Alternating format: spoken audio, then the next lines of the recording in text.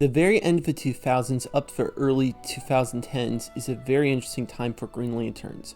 From crazy comic events centering around mass resurrection to a full-on live-action movie. When it came to live-action Justice League, Green Lantern was absent. But I don't even blame the movie despite its quality. It's just a really complicated concept. Also, the amount of Green Lantern skins within games. There isn't a Superman one within the Arkham games, but there's at least 3 different Lantern skins of various flavors, as well as a Blackest Night set for the Injustice games.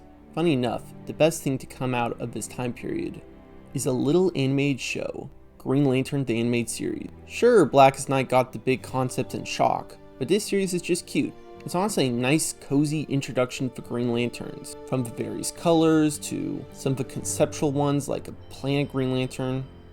They really explored a fair bit. The only thing they couldn't really do was the Yellow Lanterns, tying into movie rights or something, but they at least had a jab with Sinestro.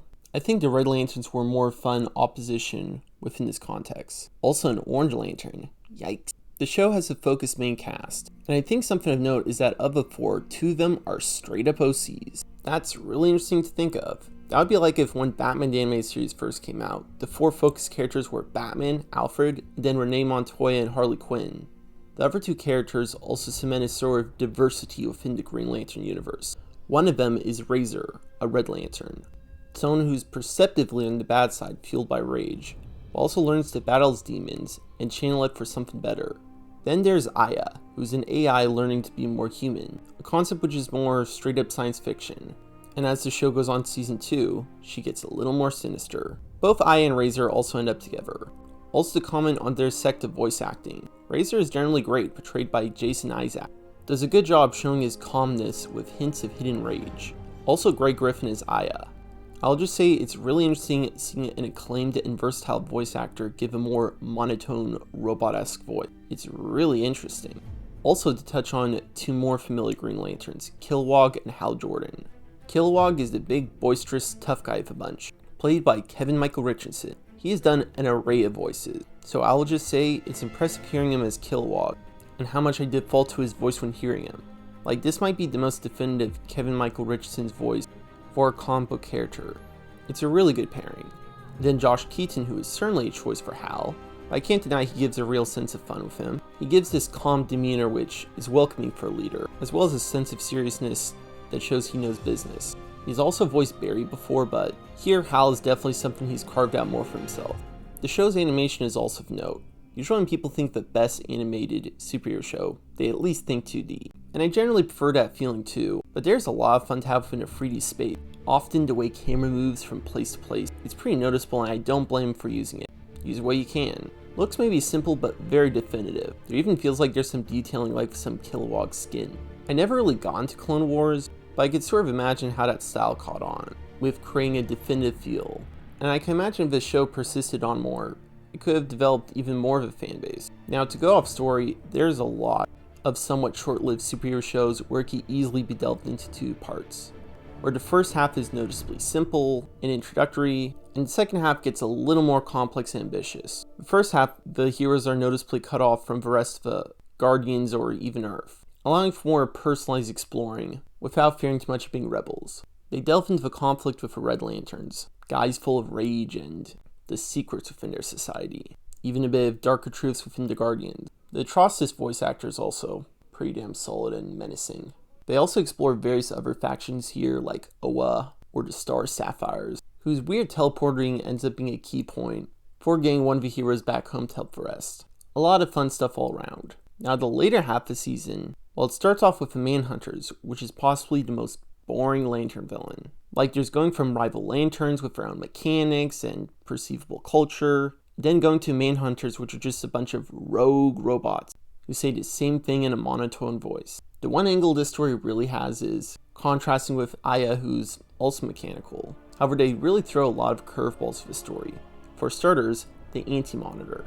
They reveal that guy is controlling the Manhunters. Now, to give a scale of the Anti-Monitor, you know how the MCU built up for a big bad guy, Thanos, and DC at times tried to make their own big bad guy, Darkseid? Well, forget all that, because this is basically the big bad guy to end all big bad guys. Antimatter is here to destroy the whole multiverse, reduce it to antimatter, and we're expected just for Green Lantern's deal with this. I mean, Hal straight up gets zapped, but he just ends up sent to another dimension. Also later, Aya herself ends up taking over the antimatter, which now adds a whole new layer of questions. Now, outside of the new big bad being controlled by this show's OC, which, I mean, yeah, he's the ultimate big bad at DC, but he doesn't really have a lot of fans. What's the Animatter's goal? To destroy everything? So what exactly is Aya's goal now with this ultimate super weapon? Well, it's basically the same thing, destroy everything, except maybe replace people all with robot manhunters or something. Honestly, this kind of thing just sort of ruins Aya's character. There's really no going back from it. Actually, the show ends up revealing that despite Aya antimattering, she technically doesn't kill anyone. She actually mostly just destroys planets with no life. Well, what about her Big Bang plan? Well, I guess rather than a series of bad actions, it's just one big bad action, sort of assigned as someone who's desperate. So with that sort of wiggle room, with all the weird technicalities, the story sort of works, barely. I also like that in this scenario, Hal's the one trying to see the good side, doing what heroes do. This turned out to be a scenario where the bad guy technically didn't do anything wrong, so to his moral obligation, it's like, dang, I gotta try. Also comment on Gray's voice acting from earlier. She pulled off a great robot voice. Combining her robot voice with her sinister side is just, that's pure. So I guess Razor is sort of justified with his love with Aya after all. Kinda took a lot of hoops and a half the season with absurdly high stakes, but I think they sort of managed it. Something else I'd also like to point out is a glaring mistake Erod makes, saying that Hal said something that made Aya go bad. Hal casually suggests she shut down her emotions, a suggestion she takes literally. And when watching the episode, Hal actually gives good advice, just said we'll talk of it later once we finish the mission. It was Razor's concealment of feelings that tipped her over. Just something I feel like pointing out. Hal boy done good here. Regarding the show's cancellation and the way the season ended with greatest stakes ever, it does feel like they kind of always expected it to end around this season. Though there were certainly ideas with Hal and John joining up for dealing with some Yellow Lanterns. Hal John teams up sounds a little familiar. And while canceling a show, it certainly lived on through various other shows. Something worth a note with this show is how it feels like it ties into literally 4 different animated universes, 2 very directly. Now first is the Tim Dini-verse. Just because they had a Batman and Superman animated series, now there's a Green Lantern animated series. The art style actually feels relatively similar. Jon Stewart isn't really in this series but referenced, so maybe he's part of a Justice League. It feels like there's the least direct connection, but honestly feels the most cozy. Also, funny enough, both deal with the Big Bang saving story.